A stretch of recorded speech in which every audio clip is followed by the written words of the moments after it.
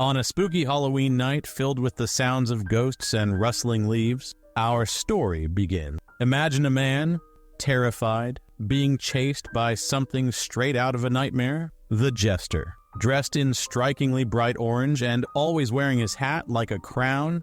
This Jester is far from humorous. He's terrifying, casting spells that are as charming as they are frightening, his tricks as deadly as they are magical. This sinister clown does not take kindly to being ignored. Neglect his magic, and you'll find yourself ensnared in his malevolent schemes. Our protagonist, haunted by memories of Emma, his daughter from a previous life, and now with another daughter, Jocelyn, finds himself trapped in the Jester's cruel game. Wrestling with guilt and tormented by past decisions, he attempts to reach out to Emma, seeking forgiveness. However, her response is cold and final. "Don't call me again. Sorry doesn't fix what's been broken." At that moment, the Jester makes his terrifying entrance. His magic transforms into something lethal, sealing the man's fate with a noose disguised as a tie, ending his life for good.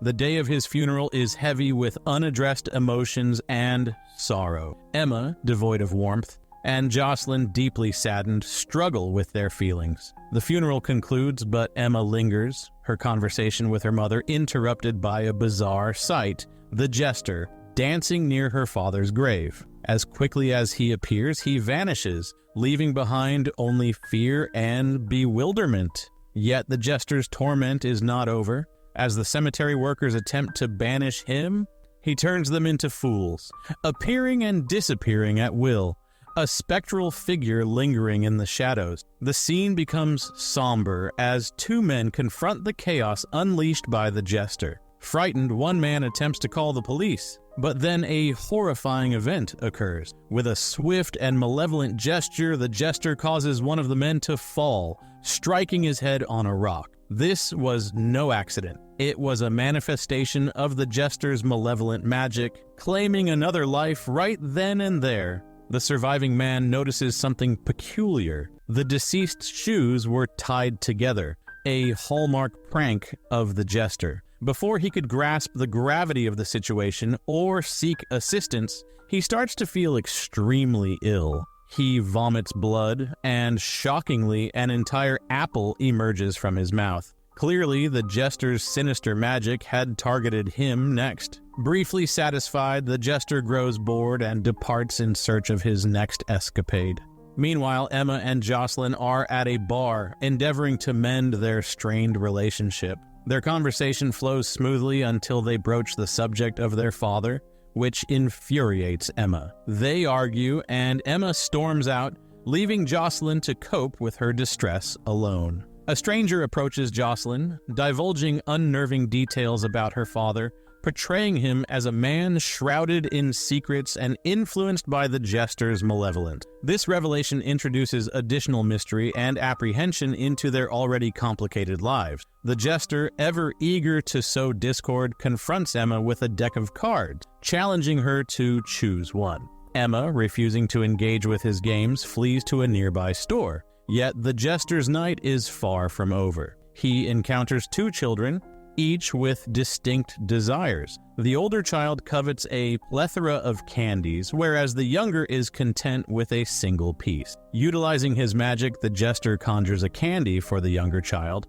a gesture that turns sour as the older child, driven by jealousy, seizes the candies. As one reached in, a hand swiftly emerged and clutched him. Indeed, it was the Jester's hand, mysteriously extending inside the bag. The children, terrified, abandon their candy and sprint home as quickly as they can. Back at home, Jocelyn attempts to unwind, watching a film that eerily features a character resembling the Jester. Her attempt at relaxation is disrupted by a shadow at the door and a knock that unnerves her. Anticipating the worst, she is relieved to find her friends instead, whom she hurriedly welcomes inside. Meanwhile, Emma's encounter with the Jester at a local store escalates frighteningly. Initially merely toying with her, the Jester's antics quickly intensify.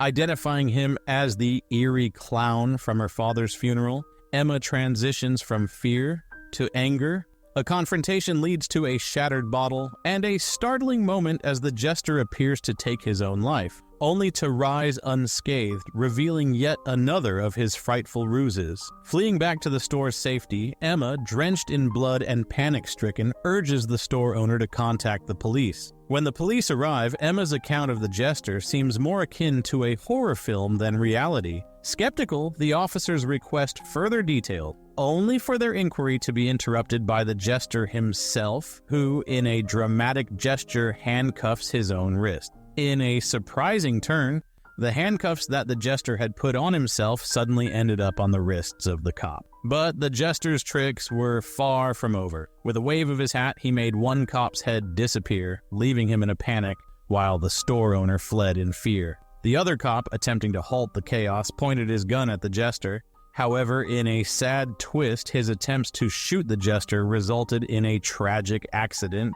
Then, unbelievably, the Jester caught a bullet aimed at him, shocking everyone. Emma, witnessing this nightmare unfold, ran away in fear as the Jester subdued the last cop and walked away. Meanwhile, Jocelyn was dealing with the eerie sensation that her father's spirit was still present. Looking at his photo, she jumped when it seemed to leap out of the frame and follow her, prompting her to seek comfort with friends at a festival. Yet even there, the strangeness persisted.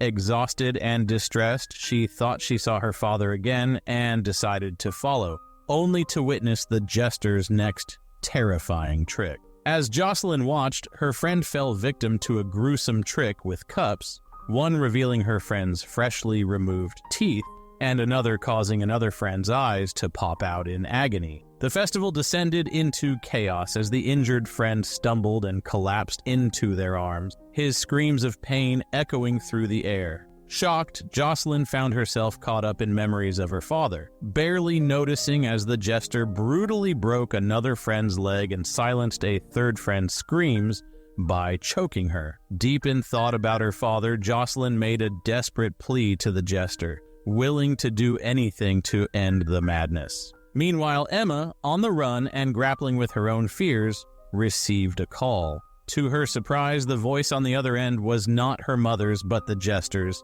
disguised and misleading, pushing her towards a decision to either flee and end the nightmare or stay and face the consequences. Interestingly, the Jester mentioned Jocelyn's peril, linking Emma's fate with that of her sister. Emma's journey took her to a bridge laden with memories and regret, where an encounter with an image of her father brought brief moments of reconciliation, but quickly turned frightening. A ghostly force attempted to overwhelm her, trying to induce guilt and sorrow by conjuring visions of her sister's disdain. However, Emma saw through the deception, realizing these were mere tricks played on her mind. She witnessed scenes from Jocelyn's cherished memories with their father, moments Emma never experienced. The illusion grew darker as their father approached with a knife, only for Emma to discover it was turned against him, a twist that plunged her into even deeper despair. The story then revealed its cruel intention to shatter Emma's spirit by exploiting her vulnerabilities and past wounds. Yet amid these trials, Emma's resolve began to waver under the weight of anger and confusion, exacerbated by Jocelyn's harsh judgment. Jocelyn, trapped in a web of illusions, gave Emma a knife with a daunting instruction to end her own sadness, but Emma, holding on to the fragments of her will, saw through the lies. She knew this version of Jocelyn was just a deceit, a facade created to ensnare her. In defiance, Emma struck, only to find herself pulled back into a harsh reality where the illusion transformed into a tragic mistake. She had injured the real Jocelyn. The scene intensified as the Jester, the mastermind behind this twisted game, applauded Emma's actions, reveling in the chaos he had orchestrated. Jocelyn, even in her agony, understood the deceit that led to her injury. She forgave Emma, recognizing that her sister was merely a pawn in the Jester's cruel game. Overwhelmed by rage, Emma confronted the Jester, her anger unleashed with each futile stab at his invulnerable form. Her plea was desperate, to spare her sister from further suffering. The Jester, having achieved his objective, vanished into the shadows, leaving Emma to face the consequences. In the days that followed, Emma sought solace at her father's grave, a place for reflection and mourning. Her words, laden with grief and unvoiced regrets, reached not only the memory of her father, but also the ears of the Jester, ever present and observant. His silence was menacing, a chilling reminder of the control he wielded and the unresolved tension that lingered. Despite the Jester's attempts to sway her, Emma saw through his manipulations, causing him to fail in his malevolent mission. Thwarted, the Jester retreated into the darkness from whence he came. With the danger past, Emma went straight to the bar, a place where Jocelyn awaited her. Their reunion marked not just the end of a harrowing ordeal, but the beginning of a strengthened bond between the sisters. Their relationship, once strained and tested by the Jester's cruel games, became stronger and more resilient. However, their victory came at a cost. Trix, a friend caught in the crossfire, suffered from the Jester's perverse delight in inflicting pain and wreaking havoc. This loss underscored the Jester's malevolent nature, reveling in the turmoil of human sorrow and frailty. Yet in the face of such evil, Emma's courage shone brightly. She not only thwarted the Jester's schemes, but also protected her sister. The narrative conveys a powerful message. Steadfast resistance to deception can overcome even the most formidable foes. Emma's victory is not merely over the Jester, but over the fears and vulnerabilities he sought to exploit. And that's the end of the crazy tale. This was a recap of the 2023 movie Jester, directed by Colin Krawchuk, and main actors like Michael Sheffield and Lelia Symington. So, did you like the recap? Let us know in the comments.